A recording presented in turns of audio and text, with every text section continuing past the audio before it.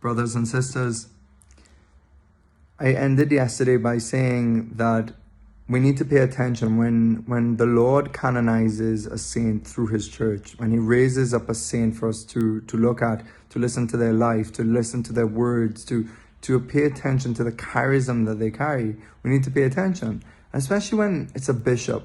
In the sense that a bishop's role is very prophetic. It's to really preach the gospel. The priests and all the people really share in the preaching of the gospel around their local bishop. This is how it happened in the early church, when the apostles and the people gathered around them.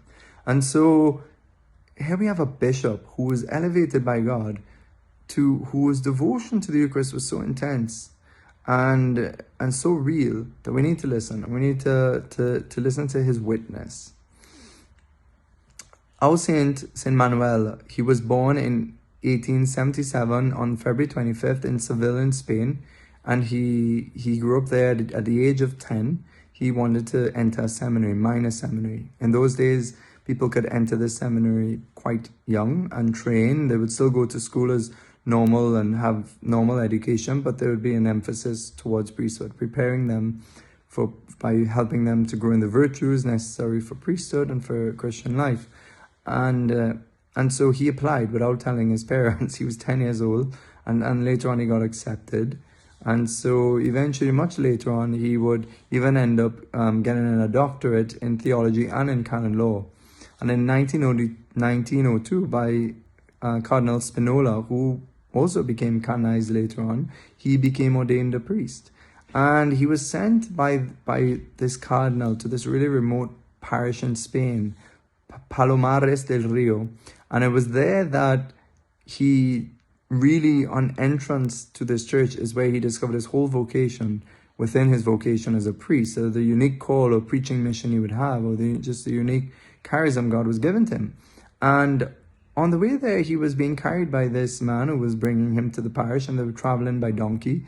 And he just noticed that the atmosphere on the way there wasn't what it seems to be when he was drawing near to the church.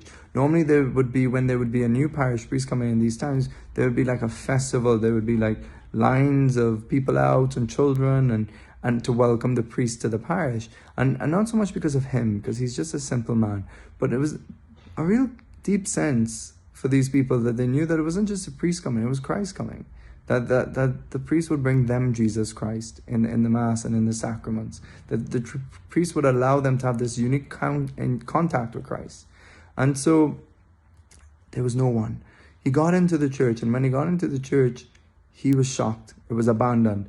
Basically, he said it was in disarray. It was dirty. There was linen. The linens on the altar were black and tarnished. It was just soiled. There was the sanctuary lamp was leaking. He got to the tabernacle and it was cobwebs.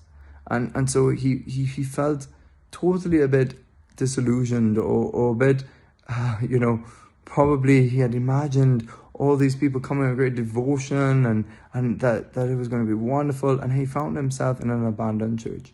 And he knelt down right in front of the tabernacle, just praying to the Lord, praying for some kind of inspiration about how he was going to be maybe a source of bringing life to this place. And here he encountered the most transformative moment of his life. And it was here that as he knelt down, he experienced the gaze of Jesus. He realized that there was someone there looking at him. And he writes, "My faith was looking at Jesus through the door of that tabernacle, so silent, so patient, so good, gazing right back at me.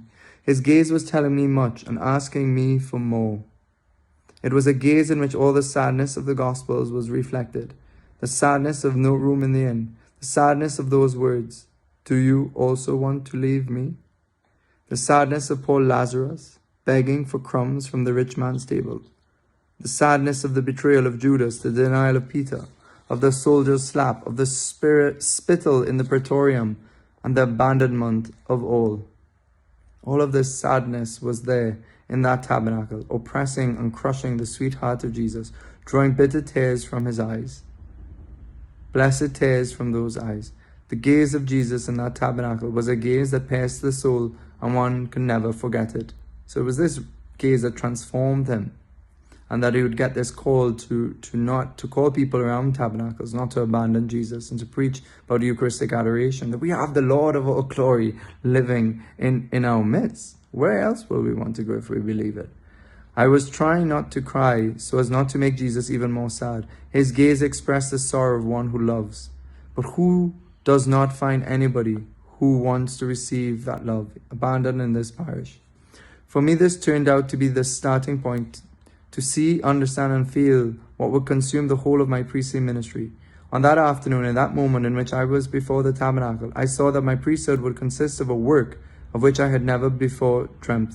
All my illusions about the kind of priest I would be vanished. I found myself to be a priest in a town that didn't love Jesus, and I would have to love him in the name of everybody in that town. I would dedicate my priesthood to taking care of Jesus in the needs of his life in the tabernacle, to feed him with my love, to keep him warm with my presence, to entertain him with my conversations.